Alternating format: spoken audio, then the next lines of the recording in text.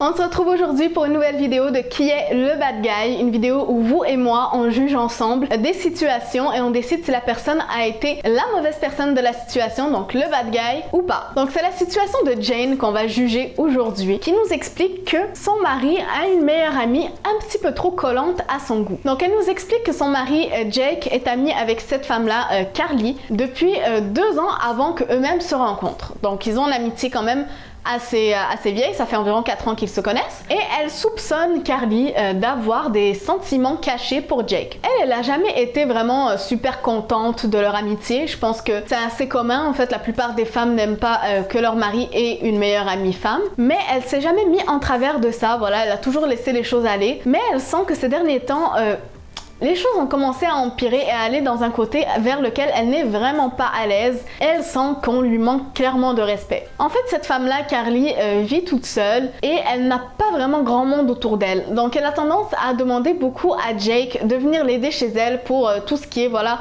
maintenance, faire du bricolage, réparer des choses, etc. Vu qu'elle a personne pour l'aider avec ça, elle lui demande à lui, qui est son meilleur ami. Carly et Jake travaillent pas très loin l'un de l'autre, donc elle demande souvent à Jake de l'accompagner en voiture au travail quand ça lui dit pas, voilà, de prendre le bus, etc.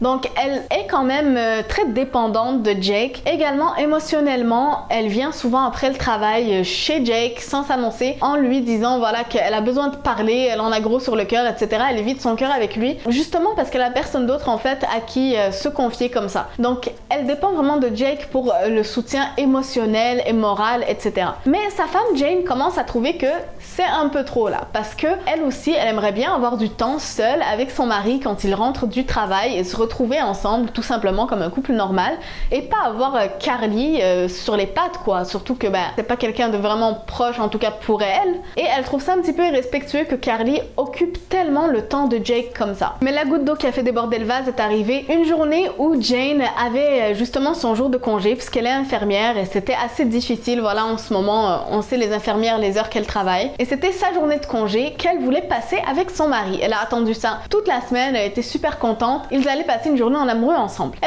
Carly a appelé Jake cette journée-là et lui a demandé: est-ce que tu voudrais bien venir chez moi, m'aider à bouger quelques meubles, etc. parce que je suis en train de redécorer chez moi, j'ai vraiment besoin de ton aide. Jake lui a répondu que malheureusement il peut pas venir l'aider parce que c'est la journée de congé de sa femme et qu'ils n'ont pas souvent des jours de congé ensemble. Et là Carly a osé insister justement et commencé à dire à Jake que ça ne devrait pas prendre plus d'1 heure, qu'elle a vraiment besoin de son aide parce que sinon elle va vraiment pas s'en sortir toute seule, que chez elle c'est le bordel, qu'elle a besoin de quelqu'un. Et là, Jane a complètement pété un plomb. Elle a pris le téléphone des mains de Carly et a commencé à lui crier dessus. Elle a commencé à lui dire que Jake lui avait dit non, qu'elle devrait respecter sa décision, qu'elle devrait respecter le fait qu'ils veulent passer du temps ensemble en couple. Et quand Carly a commencé à argumenter avec elle, elle a carrément lâché: désolée Carly, mais il serait temps que tu ailles te trouver ton propre mari.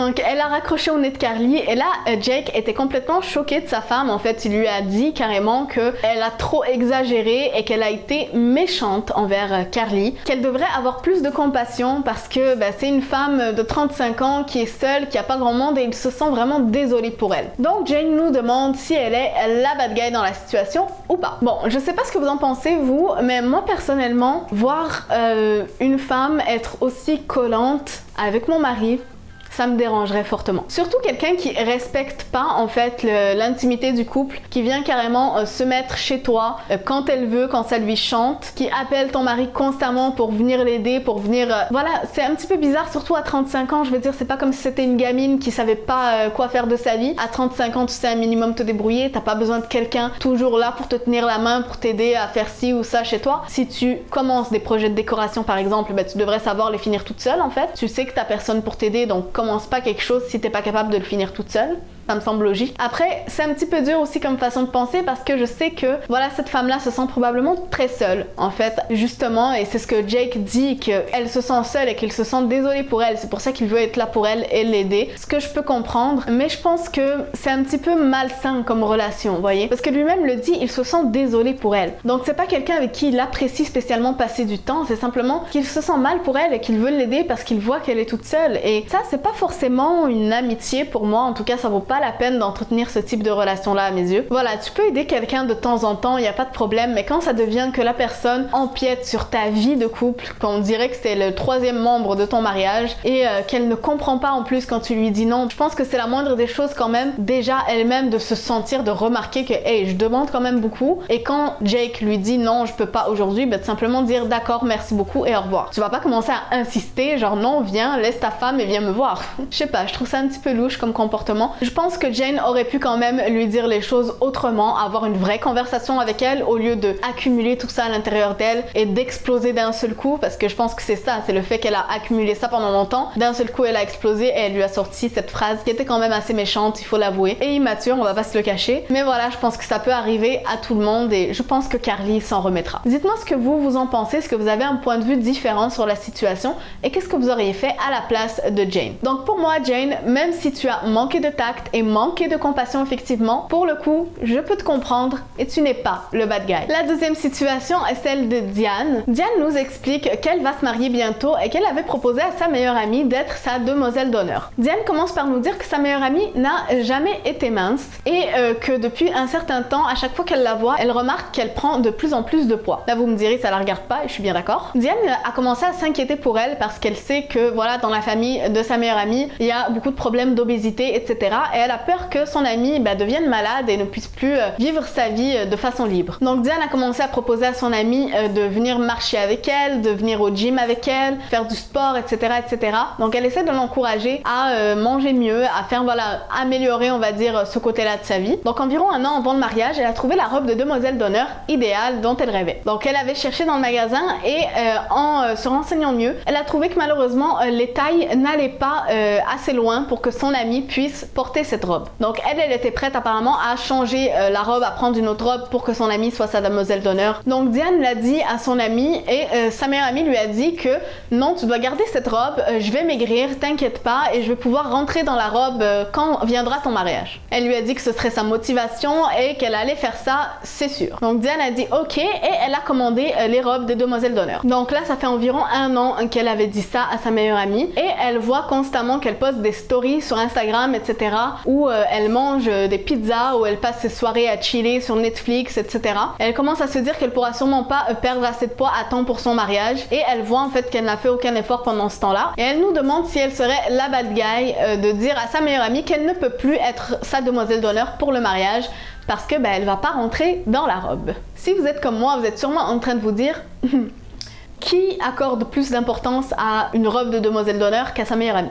Quand même. Voilà, je veux pas juger Diane trop durement, je comprends qu'un mariage c'est important, on en rêve depuis qu'on est toute petite, mais quand même quand tu vois un bout de tissu et la présence de ta meilleure amie en tant que demoiselle d'honneur, elle pourrait porter un sac poubelle que j'en aurais pas mal rien à faire en fait. Et je trouve le fait de checker comme ça les stories de son amie et de juger qu'est-ce qu'elle mange, qu'est-ce qu'elle fait comme activité, etc. C'est hyper malsain. Je serais hyper mal à l'aise de savoir que quelqu'un me regarde et me juge comme ça, surtout quelqu'un que je connais, qui est proche de moi et qui est censé, m'aimer, quoi, tout simplement. Je comprends pas pourquoi tu vas regarder comme ça et tu juges ce que mange ta meilleure amie en te disant mais elle m'avait dit qu'elle allait maigrir et maintenant elle mange du McDo. Oh oh, elle me ment. Genre, qu'est-ce que tu veux? Même si quelqu'un est en train de maigrir, ça veut pas dire qu'il va manger de la salade tous les jours. Va être clair déjà. Mais au-delà de ça, je trouve que le poids de son amie ne la concerne aucunement. Je comprends le fait d'être inquiète pour quelqu'un. Ça, je comprends absolument à 100%. Mais quand ça devient aussi malsain de commencer à la surveiller et tout, alors que bon, ils vivent pas dans la même ville, ils vivent très loin l'une de l'autre. Elle nous dit que voilà, avant, elle faisait des choses, des activités avec elle en lui disant viens faire du sport avec moi, etc.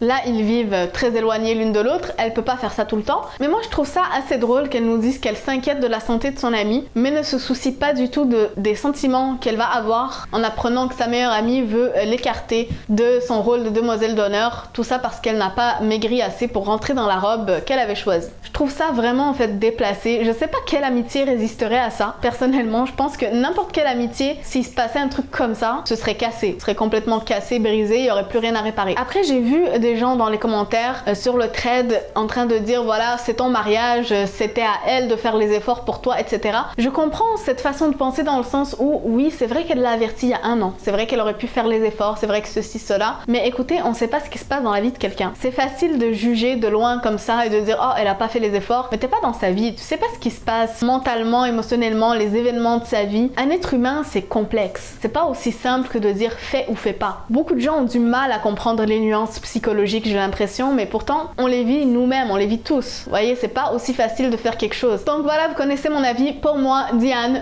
tu es la bad guy. Ah, ça faisait quand même longtemps que je vous avais pas fait un qui est le bad guy. On me l'a un petit peu réclamé, donc j'ai décidé de vous en refaire une, même si ces derniers temps, je fais plus des histoires effrayantes et des histoires paranormales. Si vous aimez ce type de vidéo et que vous voulez en voir plus, dites-le moi aussi en commentaire pour que je sache en fait que c'est le type de choses que vous aimez bien et que je vous en refasse un petit peu plus souvent. Si vous avez un avis différent là-dessus, n'hésitez pas à me le dire en commentaire, à élaborer un petit peu ce que vous pensez de cette situation. Qu'est-ce que vous auriez fait vous à la place? Je trouve ça intéressant en fait de voir qu'il y a tellement de gens différents sur Terre. On voit tous la situation d'une façon un petit peu différente et c'est très intéressant. Donc j'adore discuter de ça avec vous dans les commentaires. N'hésitez pas à me dire ce que vous en pensez. Si vous avez aimé la vidéo, évidemment, likez-la et partagez-la. Ça me fait toujours hyper plaisir. N'hésitez pas à vous abonner si vous aimez ce type d'histoire. Si vous aimez également le paranormal et les histoires effrayantes, j'en poste très souvent. Donc voilà mes étoiles, c'était tout pour aujourd'hui. Et n'oubliez jamais le plus important, continuez de briller de 1000 feux.